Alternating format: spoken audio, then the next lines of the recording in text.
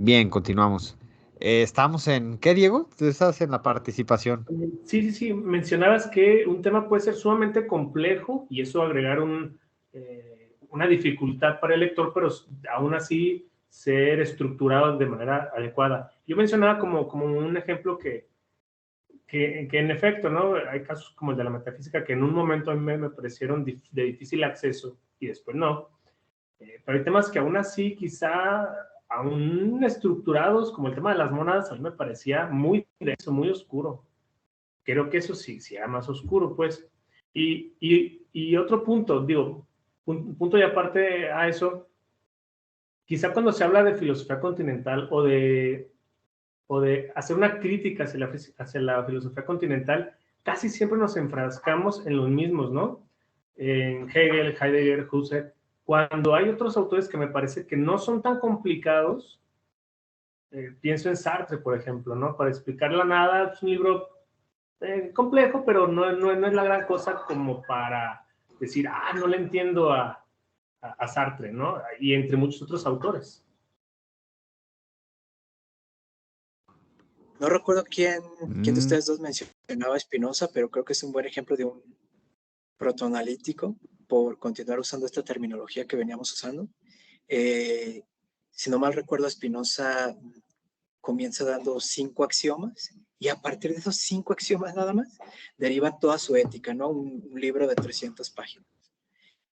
Y me llama mucho la atención que tú decías que para ti no era claro Spinoza, que era oscuro, ¿no? Y a mí me parece y me parece justo lo contrario, que Spinoza es de los autores más claros y distintos que te puedes encontrar entre los filósofos clásicos, y por clásicos me refiero a los previos al siglo XX.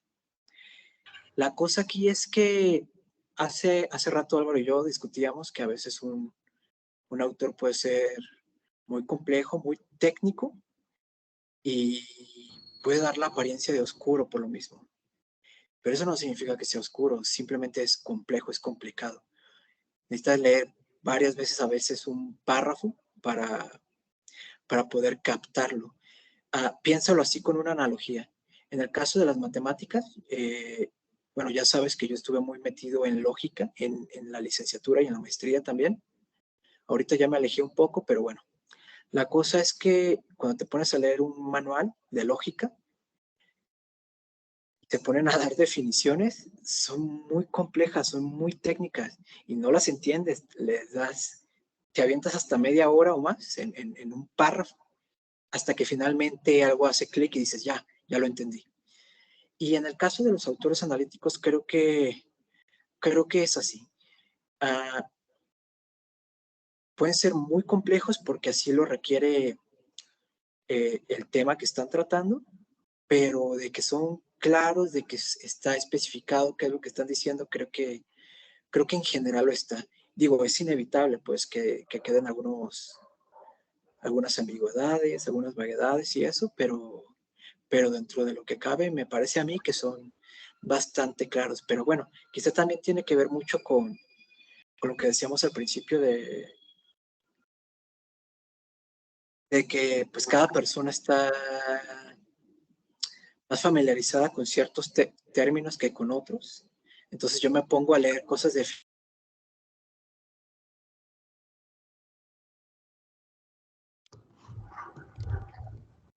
Se trabó un poco, ¿verdad? Sí, se cortó Franco, sí. Muy bien. Sí, se cortó un poco. Bien, ya regresó. Ya estás de regreso, Franco. Nos comentabas que tú te ponías a leer algunos autores. Sí, me ponía a leer autores continentales y asumo que quizá hay un sentido ahí, pero al menos a mí me cuesta mucho encontrarlo. Y me pregunto si se debe a un problema inherente con el texto, a la falta de claridad y todo esto, o más bien a una especie de falta de comprensión y familiaridad por mi parte, o quizá ambas cosas, ¿no? Una mezcla de ambas cosas. Es que, ¿sabes qué? Creo que hay un punto clave, porque esa metodología que tú refieres para acceder a textos analíticos complejos, pues es algo que bueno, en mi experiencia fue lo que hice con el otro lado, ¿no? Es volver a leer los mismos párrafos varias veces, hasta 1 hora estar ahí dándole y entendiendo hasta que te vas familiarizando. Recuerdo muy bien cuando tuve seminario de Hegel con el maestro Alejandro Fuerte. ¿Se llama Alejandro Fuerte? Sí. Y lo primero que hicimos durante el primer tercio del curso era irnos adentrando en el lenguaje del autor. Y después pudimos leer sus textos con mucha más fluidez. Entonces, esto que tú planteas es muy parecido. Obviamente las temáticas son distintas, sin embargo, es algo muy, muy, muy similar, y a mí me pasa lo contrario. Si me meto a leer quizá ahorita a Wittgenstein, no entiendo nada. Y necesitaría aventarme 3, 4 autores antes de él para adentrarme finalmente. Entonces, quizá termina siendo... ¿Sí? Ah, no, perdón, continúa. No, y finalizaba. Entonces, quizás solamente nos estamos volviendo a reducir al aspecto de la escritura, ¿no? Al aspecto literario. No lo sé.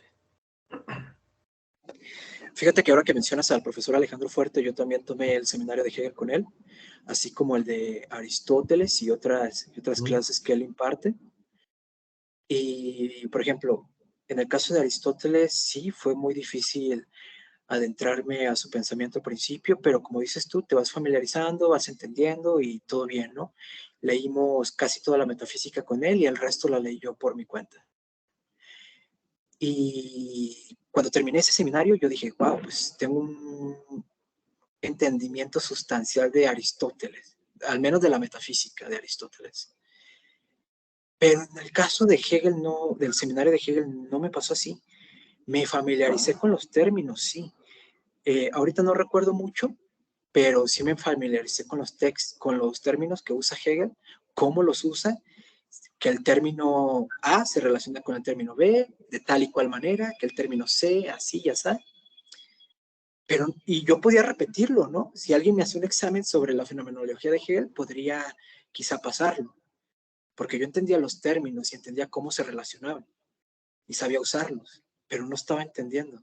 No sé si me explico con eso. Y es algo que no me ha pasado ni con Aristóteles, ni con Wittgenstein, ni con Hume, ni con etcétera, etcétera. Tarde o temprano termino entendiéndolos, pero con Hegel quizá está más allá de mis capacidades, ¿no? Y no lo entiendo. Simplemente, no digo que no haya un sentido, pero quizá al menos yo no lo entiendo. También es cierto lo que dice Diego de que casi siempre utilizamos los mismos ejemplos, ¿no? Para, pues para ver, ejemplificar la oscuridad de los autores continentales, ¿no? Siempre utilizamos a Hegel, siempre utilizamos a Heidegger, pero lo que pasa es que en gran medida la tradición continental, pues vaya, es relativamente joven a comparación de la filosofía misma, pues no es que antes no haya habido filósofos oscuros, simplemente que sí, la tradición continental es en el sentido en el que lo estábamos nosotros analizando ese momento, como a los protoanalíticos, pues sí, es relativamente joven la filosofía continental. Ahora bien, muchos se preguntarán, por qué no hablamos de Marx aquí, ¿no? Siendo que Marx se inspira en gran medida en Hegel. Pues es que personalmente me parece que no podemos colocar a Marx en un estilo continental, Franco. Sí, justo el otro día hablábamos tú y yo de que Marx es un autor que es muy querido por los estudiantes continentales, pero que sin embargo, al menos yo, y tú también me parece, Sí, clasificaríamos a Marx como una especie de protoanalítico, porque Marx es muy claro. Podrás o no estar de acuerdo con él, pero es claro, ¿no? Él te dice, mira, tal y cual cosa, lo voy a explicar, utiliza fórmulas, utiliza matemáticas, y pues ahí está, ¿no? A mí sí. me gusta esa forma de escribir. De nuevo, podrás o no estar de acuerdo, pero Pero se pues ahí está. entiende. Sí, se Exacto. Entonces entiende, ¿no? Se creo que por entiende. eso. Y mira que, Sí, y sabes. que con Marx pasa algo muy raro porque Marx tiene muchos seguidores y muchos detractores, pero si te metes, por ejemplo, a redes sociales, Es más, a una misma, ya no sé en una maestría, yo no curso maestría, pero por lo menos en la licenciatura hay mucho marxista por ahí, con su boina y sus chamarras, pero no lo leen. Digo, yo me puedo declarar un marxista porque he leído a Marx y me gustan sus principios, sus nociones, su revisión histórica, pero distingo sus errores, distingo sus anacronías, distingo sus falencias, pero hay gente que no lo lee. O leyó el Manifiesto Comunista, que es un librito, es un panfletito, pero meterse a El Capital me parece ya un libro más técnico, lúcido y que no cualquiera lo lee. Y no digo por su complejidad, digo porque les da hueva. Y ya no hablar de la ideología alemana, que es un texto todavía más complejo. Es un caso bien raro. Ahora, yo pondría primero a Marx como un historiador, como un intento de revisión de economía, no sé, algo raro, antes que filósofo. Salvo que utiliza la dialéctica, pues. Ándale, dialéctica también es un concepto que no entiendo bien. Es de estos que no sé cómo se definen o bueno, sí sé, pues, por lo menos como lo entiendo, pero creo que se utiliza de diferentes maneras, ¿no?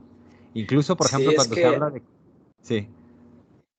es que justo hablaba de eso con un compañero hace unos días y yo le decía, bueno, pero dime qué es dialéctica, porque él empezó preguntándome, oye Franco, ¿tú consideras que la dialéctica es un método científico? Y yo así como de, pues bueno, nunca vas a leer un paper en Nature, en cualquier otra revista que hable de dialéctica, para empezar. La biología, la química, no hablan de dialéctica, hablan de muchas cosas, pero no de dialéctica. Y le decía, bueno, pero para empezar dime qué es dialéctica. Y él me dio una definición muy, muy vaga. Me dijo, dialéctica es dualidad de opuestos. Y yo, ok, pues, ¿qué es eso, no? No. Y respecto a lo que dice Diego, también esto de que hay muchos marxistas en la licenciatura lo he platicado con Álvaro, porque bueno, pues platicamos mucho él y yo, casi todo el tiempo.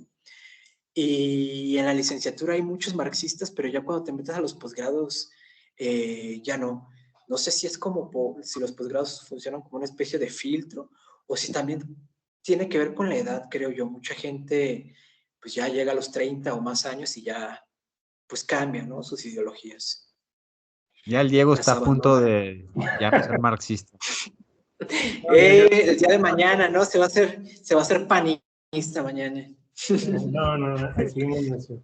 Pero gente, hablando de la claridad, por ejemplo, que mencionaban que Marx es un tanto más claro en sus conceptos, y digo, a Marx se le atacan por muchas cosas, pero no se le ataca por ser oscuro.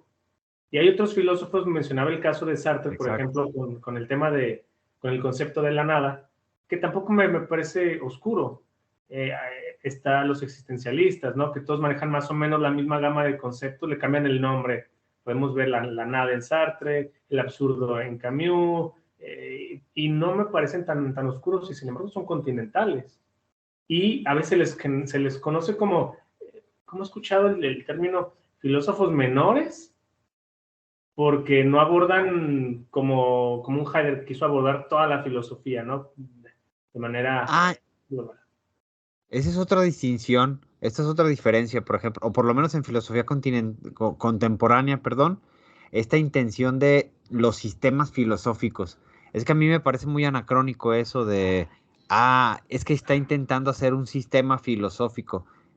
Eso es muy de filósofos continentales, me parece, esa visión de sistemas. O sea, es decir, explicar la totalidad del mundo, como pasaba con Hegel, por ejemplo. Y en caso de la filosofía analítica, se estudian particularidades. Hay filósofos que se dedican a estudiar toda su vida académica un concepto nada más. Gente que se dedica a estudiar las intuiciones, por ejemplo, exclusivamente las intuiciones. O gente que se dedica a estudiar el utilitarismo en ética, pero no buscan explicar la generalidad del mundo, ¿no? Y eso también es una diferencia, me parece, entre filosofía analítica y filosofía continental.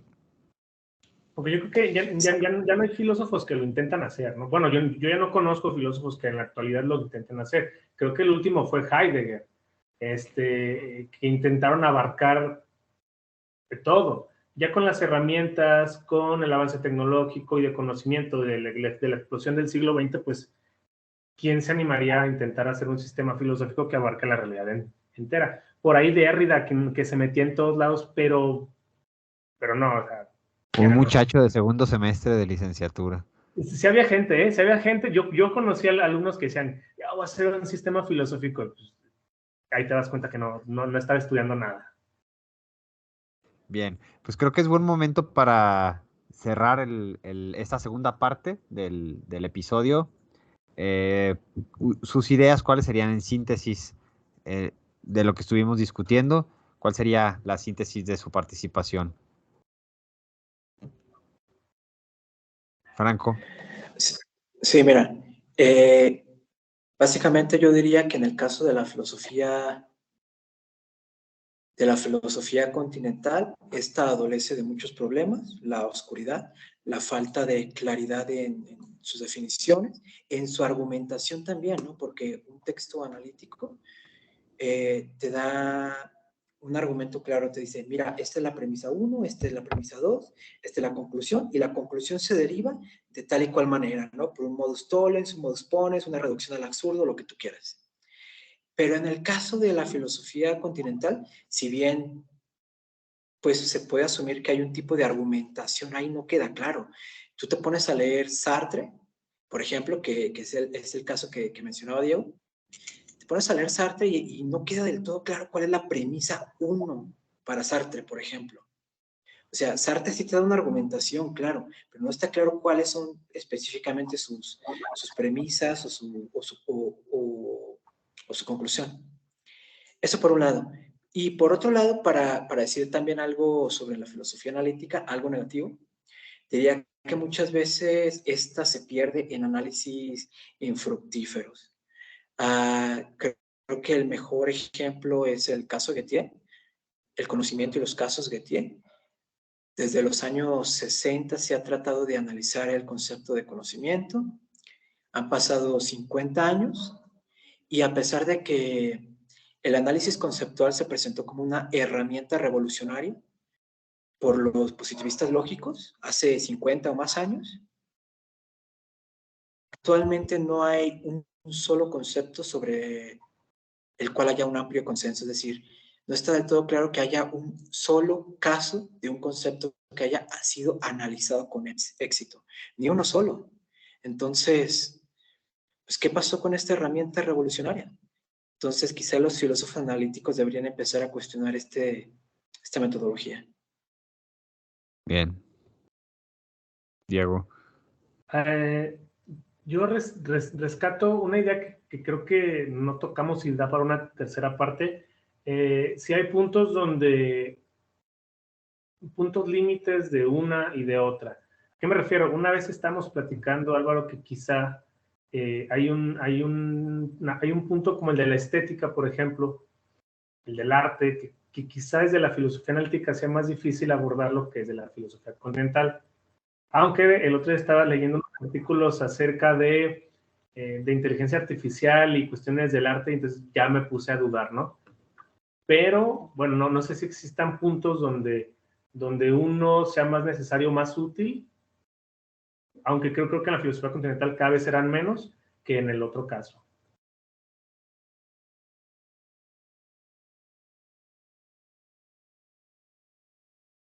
Creo que Álvaro tiene el micrófono. Sí, aquí, ya. Tengo la cámara apagada. ¿Listo?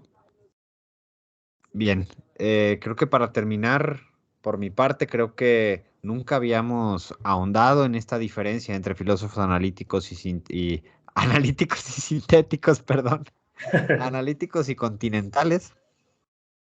Me parece que era fundamental que hiciéramos esta distinción, que hiciéramos el rastreo de las tradiciones y todo lo que hablamos el día de hoy. Y bueno, los invitamos a que nos sigan escuchando, a que escuchen los episodios anteriores que tenemos en Retorno a la Caverna y que si les gusta este episodio, lo compartan a sus conocidos filósofos o no filósofos que gustan de escuchar filosofía y que nos comenten, nos den like, nos sigan en nuestras redes sociales y seguiremos subiendo contenido filosófico para ustedes. Un saludo y hasta pronto. Nos vemos, hasta luego. Bye.